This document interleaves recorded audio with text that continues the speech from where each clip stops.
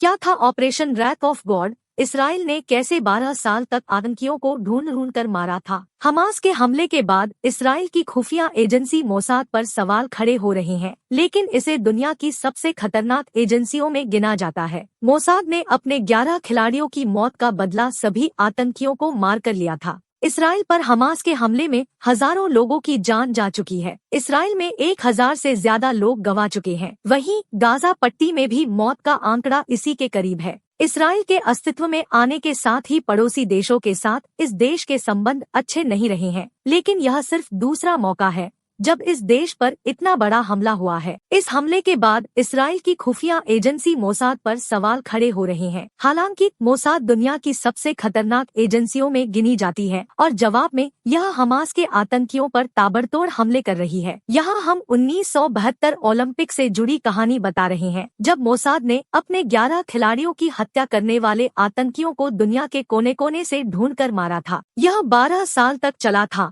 जिसमें यूरोप और मध्य पूर्व में छिपे आतंकी मारे गए थे। कहा जाता है कि इसराइल की एजेंसी मोसाद के एजेंट आतंकियों को मारने से पहले उन्हें तोहफा भेजते थे, जिसमें लिखा होता था कि हम न भूलते हैं और न ही माफ करते हैं। बात है 1972 की म्यूनिक ओलंपिक की, जब 8 फिलिस्तीनियों आतंकियों ने हमला किया था। इस हमले में 2 इस्राएली खिलाड़ियों की मौत हुई थी और 9 खिलाड़ियों को कैद कर लिया गया था। बाद में सभी 9 खिलाड़ियों को मार दिया गया था। सितंबर 1972 में ओलंपिक खेलों का आयोजन जर्मनी के म्यूनिक में हो रहा था। 1936 के बर्लिन ओलंपिक के बाद पहली बार जर्मनी को ओलंपिक का आयोजन दिया गया। इस प्रतियोगिता में भाग ले रहे इस्राएली खिलाड़ी अपने देश के हालातों के चलते चिंतित थे। ओलंपिक का पहला दिन शांति से निकल गया। 4 सितंबर की रात को इस्राएली खिलाड़ी अपने अपने कमरों में गए। सुबह के करीब 4 बजे फिलिस्तीन के 8 आतंकी ओलंपिक खेल गांव की 6 फुट ऊंची दीवार फांद कर अंदर घुस गए। आतंकी सीधे उस बिल्डिंग में घुसे जहां इस्राएली खिलाड़ी मौजूद थे। खुद को बचाने की कोशिश में 2 खिलाड़ी मारे गए।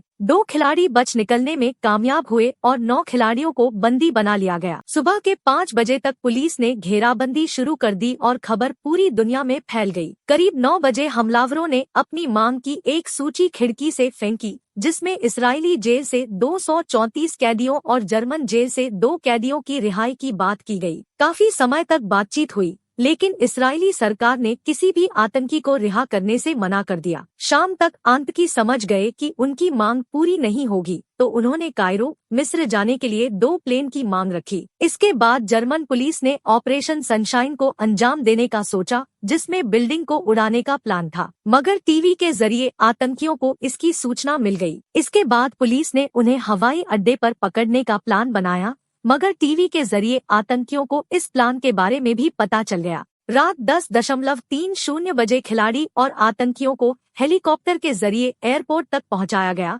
जहां जर्मन सिपाही स्नाइपर्स के साथ उनका इंतजार कर रहे थे। इस जाल का जैसे ही आतंकियों को पता चला, उन्होंने जवाबी हमला शुरू कर दिया। 2 आतंकी और 1 पुलिसकर्मी की मौत हुई। इसके बाद जर्मन सेना पहुंच गई। सेना को देख एक आतंकी ने हेलीकॉप्टर में बैठे 4 बंधकों को गोली मार दी और ग्रेनेड फेंका। इसके बाद दूसरे आतंकी ने अपनी मशीन गन से बाकी बंधक खिलाड़ियों को भी मार दिया। मुठभेड़ में 3 आतंकियों को मार दिया गया और अन्य 3 को गिरफ्तार कर लिया गया। इसके बाद इन आतंकियों की बचाने के लिए उनके 2 साथियों ने एक प्लेन को हाईजैक कर उनकी रिहाई की मांग की। जर्मनी ने तीनों आतंकियों को रिहा कर दिया। रिपोर्ट्स के मुताबिक इन तीनों को वहां से लीबिया ले जाया गया था। Operation wrath of God. 11 Olympic खिलाड़ियों की हत्या का बदला लेने के लिए इसराइली की प्रधानमंत्री ने एक कमेटी बनाई। कमेटी ने खिलाड़ियों की हत्या में शामिल सभी आतंकियों की सूची बनाई और सभी को मारने का प्लान बनाया। खबरों के अनुसार कमेटी ने 20 से 35 लोगों की एक लिस्ट तैयार की थी। इस लिस्ट में शामिल लोग यूरोप से लेकर मध्य पूर्व तक अलग अलग देशों में छिपे हुए थे। हर आतंकी को ढूंढ ढूंढ कर मारना था और इसराइल सरकार सीधे तौर पर यह नहीं कर सकती थी। ऐसे में इसकी जिम्मेदारी मोसाद को दी गई।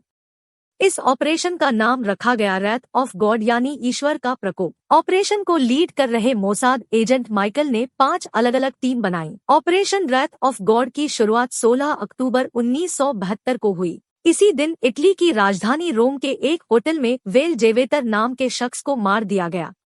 इस्राएली खिलाड़ियों की मौत के लिए जिम्मेदार लोगों में यह पहली हत्या थी। खबरों के अनुसार जेवेतर रोम में ब्लैक सितंबर का चीफ था। इसके बाद 8 दिसंबर को ब्लैक सितंबर के लीडर महमूद हमशारी को फ्रांस में मारा गया। हमशारी जब घर से बाहर निकला तो इस्राएली एजेंटों ने उसके टेलीफोन में बम लगा दिया। वापस लौटते ही महमूद के पास फोन आया और जैसे ही उसने रिसीवर उठाया वैसे ही धमाका हुआ और उसकी मौत हो गई। इसके बाद लगातार ऐसे ही हमले होते रहे। यह भी कहा जाता है कि मोसाद की तरफ से हर आतंकी को मारने से पहले उसे तोहफा भेजा जाता था, जिसमें लिखा रहता था कि हम न भूलते हैं और न ही माफ करते हैं। मोसाद से डरकर 3 आतंकी लेबनान के एक घर में छिप गए थे। इस्राएली एजेंट बोट से बेरूत पहुंचे और रातों रात बिल्डिंग में घुसकर उन तीनों को मारकर लौट भी आए। म्यूनिख में जिंदा पकड़े गए 3 आतंकियों की मौत को लेकर कुछ साफ नहीं है। कहा जाता है कि 1972 हमले के कुछ साल बाद इसराइल ने तीनों की हत्या कर दी थी,